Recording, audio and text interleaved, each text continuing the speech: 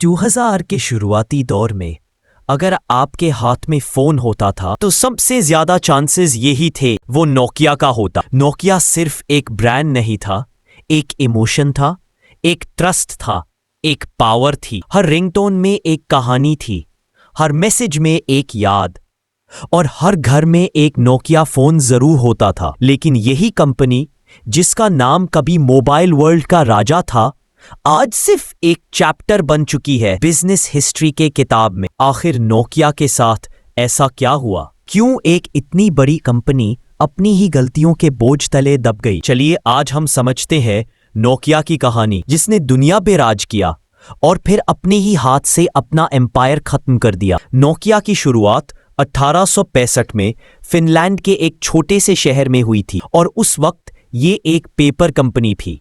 हाँ, paper company. अगले 100 सालों में नोकिया ने अपने आप को नई नई इंडस्ट्रीज में बदला। केबल्स, रबर, इलेक्ट्रॉनिक्स और फिर टेलीकॉम। 1990 के दौर में जब मोबाइल फोन्स एक लग्जरी हुआ करते थे, नोकिया ने दुनिया को दिखाया कि टेक्नोलॉजी सबके लिए हो सकती है।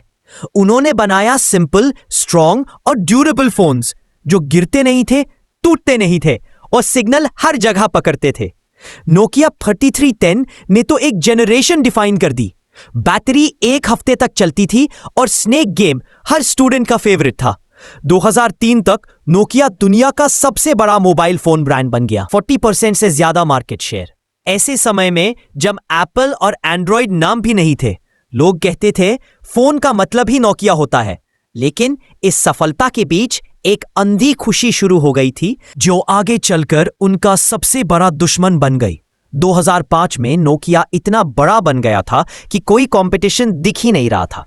लेकिन प्रॉब्लम वही थी, कंपटीशन दिखाई नहीं दे रहा था, पर आ रहा था एप्पल, सैमसंग और एक नई दुनिया एंड्रॉयड। नोकिया के अंदर के लोग एक ही बात बार बार कहते थे, हम लीडर हैं, हमें कुछ बदलने की जरूरत नहीं।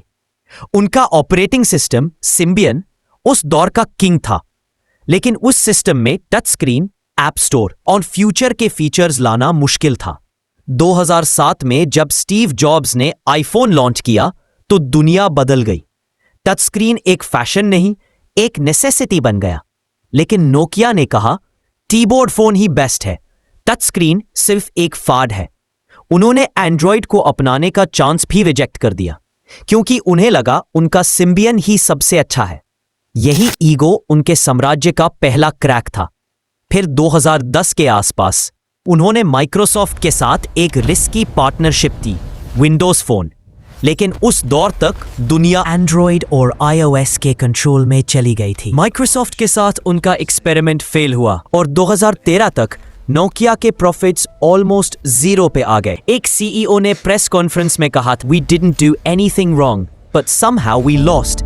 और यही लाइन बिजनेस वर्ल्ड का सबसे बड़ा लेसन बन गई। 2010 के बाद नोकिया का हर लॉन्च एक स्ट्रगल बन गया। नए मॉडल्स आते थे पर लोग खरीदते नहीं थे। डेवलपर्स ने एप्स बनाना बंद कर दिया और यूजर्स एंड्रॉयड और आईफोन की तरफ बढ़ने लगे। नोकिया के अंदर के एम्प्लॉइज स्ट्रेस में थे, इनोवेशन रुक गई थी, मीटिंग्स में पॉलिटिक्स ज्यादा, क्रिएटिविटी कम। एक टाइम था जब नोकिया के फोन्स बनने पर फैक्ट्री में ताली बजती थी। अब वही फैक्ट्री बंद हो रही। 2013 में माइक्रोसॉफ्ट ने नोकिया का मोबाइल डिवीजन खरीद लिया और वो दिन एक एरा का अंत था। एक समय था जब नोकिया दुनिया चलाता था और अब दुनिया उसके बिना चलने लगी थी। लेकिन नोकिया सिर्फ एक ब्रांड नहीं था, वो एक स्पिरिट था, एक लेसन था।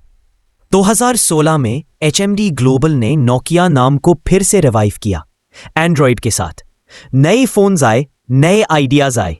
अब नोकिया एक छोटी कंपनी है, लेकिन अब उसके पास एक बड़ी सोच है, गलतियां दोबारा नहीं दोहरानी। नोकिया की कहानी हम सबको एक बात सिखाती है, सफलता से ज्यादा जरूरी है अडेप्ट करना। टेक्नोलॉजी रुकती नहीं और जो रुक जाता है वो पीछे छूट जाता है। Empires don't fall overnight, they fade when they stop listening.